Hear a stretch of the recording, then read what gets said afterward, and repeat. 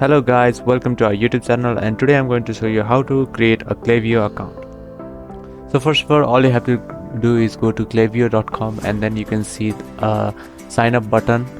Now click on there and enter all your information such as email, password, company name.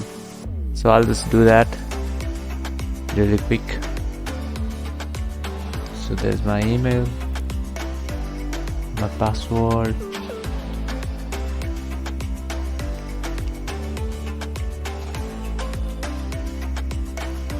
and you have to put your company website and then your phone number.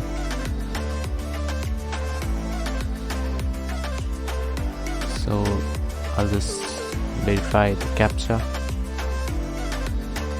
So Klavio is a marketing platform.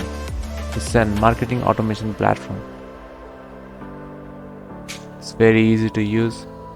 So first let's create the account.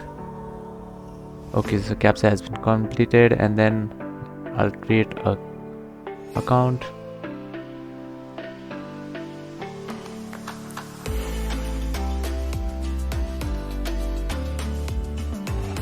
So once you create account, it will show something like this, and then you can use Klaviyo.